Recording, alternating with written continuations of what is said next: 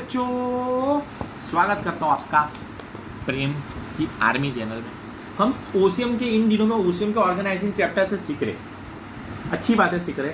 अभी तक हमने सीखा ऑर्गेनाइजिंग क्या होता है, प्लानिंग के बाद करते हैं, प्लानिंग पहले होता है। Organisation is a second function of management. हमने सीखा, उसकी कैरेक्टरिस्टिक्स में से देखा, प्रोसेस देखा। आज उसके स्ट्रक्चर कितने टाइप्स के वो देखेंगे ऑर्गेनाइजेशन के। आज हम दो स्ट्रक्चर देखेंगे, लीनियर ऑर्गेनाइजेशन जो बोर्ड एग्जाम के पॉइंट ऑफ व्यू से बहुत इंपॉर्टेंट है, और फंक्शनल ऑर्गेनाइजेशन। याद रखना, लीनियर ऑर्गेनाइजेशन एक सिंपल है, सिंपल ऑर्गेनाइजेशन है, इसमें कोई झंझट नहीं है, और ये एशियन टाइप का पुराने जमाने का ऑर्गेनाइजेशन है। ये याद रखना, इतना याद रखना। और लीनियर ऑर्गेनाइजेशन को एक आर्मी ऑर्गेनाइजेशन भी कहा जाता है, क्योंकि ये आर्मी में भी बहुत फॉलो होता है लीनियर ऑर्गेनाइजेशन। ये एक आर्मी ऑर्गेनाइजेशन में, इसमें क्या होता है, पावर दी जाती है और रिस्पॉन्सिव दी जाती है ना, वो लाइन वाइज देती है, स्टेट लाइन में वो सबको बढ़ती है।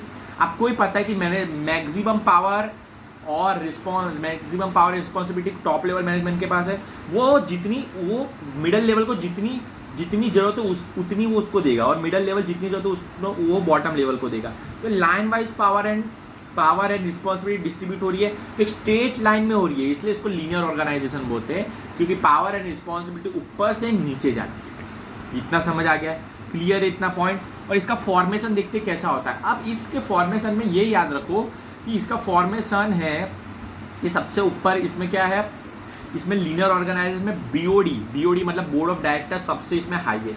बोर्ड ऑफ डायरेक्टर क्या करते हैं, पॉलिसी बनाते हैं, और उसके बाद जनरल मैनेजर आता है इसके हिसाब से, है ना। लीनियर जनरल मैनेजर क्या करता है, वो पॉलिसी देखता है कि सब लोग ये पॉलिसी के हिसाब से काम कर रहे कि नहीं, कोई पॉलिसी को तोड़ रहा है कि नहीं। जनरल मैनेजर अगर, अब जनरल मैनेजर के अंदर 3 डिपार्टमेंट होते हैं, administrative department, production department and sales department. अब एडमिनिस्ट्रेटिव डिपार्टमेंट के अंदर भी 2 ऑफिसर होते हैं, एक अकाउंट ऑफिसर, एक एडमिनिस्ट्रेटिव ऑफिसर। अब बोलो एडमिनिस्ट्रेटिव ऑफिसर के अंदर कौन होगा, एडमिनिस्ट्रेटिव ऑफिसर के अंदर क्लर्क होंगे, और अकाउंट ऑफिसर के अंदर भी क्लर्क होगा, ये याद रखना। अब आएगा प्रोडक्शन डिपार्टमेंट, उसके अंदर भी 2 आपके ऑफिसर होंगे, एक प्रोडक्शन ऑफिसर होगा, प्रोडक्शन ऑफिसर के बाद आपका कौन सा ऑफिसर होगा, परचेज ऑफिसर होगा। 2 ऑफिसर होंगे, परचेज ऑफिसर के अंदर क्लर्क आएगा, और प्रोडक्शन ऑफिसर के अंदर तो पता है पहले सुपरवाइजर आएगा, फिर नीचे फोरमैन आएगा, फिर वर्कर आएगा। वैसे ही लास्ट आपका सेल्स डिपार्टमेंट होता है। अब सेल्स डिपार्टमेंट में आपको पता है कि 2, एक सेल्स ऑफिसर होगा, और कौन सा एक एडवर्टाइजमेंट ऑफिसर होगा। एडवर्टाइजमेंट ऑफिसर के अंदर तो क्या होगा, आपको खुद पता है कि इंप्लॉयज हो गए, और सेल्स ऑफिसर के अंदर सेल्स में। तो ये फॉर्मेशन बना है पूरा, इतना याद रखना है। तो ये आपका क्या हुआ, सिंपल लैंग्वेज में लीनियर ऑर्गेनाइजेशन। और अभी आपको आज का लास्ट टॉपिक है फंक्शनल ऑर्गेनाइजेशन, ये उसका ऑपोजिट है। उसमें एक लिमिटेशन थी, पता है लिमिटेशन क्या थी, कि वो वर्क बेस्ड नहीं था, वो डिपार्टमेंट बेस्ड वर्क डिस्ट्रीब्यूट, वो डिपार्टमेंट बेस्ड था वो ऑर्गेनाइजेशन। बट ये जो ऑर्गेनाइजेशन है वर्क बेस्ड है, उसका जो मेन लिमिटेशन है वो इसमें एडवांटेज में बदल जाता है। ये वर्क बेस्ड ऑर्गेनाइजेशन है, याद रखना। इसमें क्या होता है, वर्क बेस्ड ऑर्गेनाइजेशन में आपको समझाता हूँ, एक मिनट ना, मैं निकाल के आपको समझा देता हूँ एकदम ईजी लैंग्वेज में। फंक्शनल ऑर्गेनाइजेशन वर्क बेस्ड है, उसमें क्या होता था कि उसमें एक ही वर्क, मतलब समझो एक ही आदमी को वहाँ 2-3-4 वर्क साथ में करना पड़ता था, उसमें वैसा होता। क्योंकि इसमें ना फुल स्पेशलाइजेशन वर्क होता है, मतलब जो वर्क जिसको आता है वो करेगा, और हर एक वर्क के लिए पहले वर्क को डिपार्टमेंट में डिस्ट्रीब्यूट कर देते हैं। अब प्रोडक्शन में जो वर्क है वो एक एक्सपर्ट करेगा, जो जिसमें वो एक्सपर्ट हो। फुल स्पेशलाइजेशन फॉर्म होता है, जैसे ये वर्क इसको आता है तो वो ही करेगा, तो ये भी हो जाता है इसमें। फिर उनके साथ रिस्पॉन्सिबिलिटीज़ आती है, ये सब भी आता है। अब बात करें कि इधर फॉर्मेशन इसका कैसा फॉर्मेशन, इसमें भी 2, इसमें ना जो ये फंक्शनल ऑर्गेनाइजेशन है, इसमें सबसे इंपॉर्टेंट है चीफ एग्जीक्यूटिव ऑफिसर। जैसे उसमें बीओडी इंपॉर्टेंट था, फिर जनरल मैनेजर, इसमें वो इंपॉर्टेंट। इसके अंदर 2 आता है, administrative department and factory department.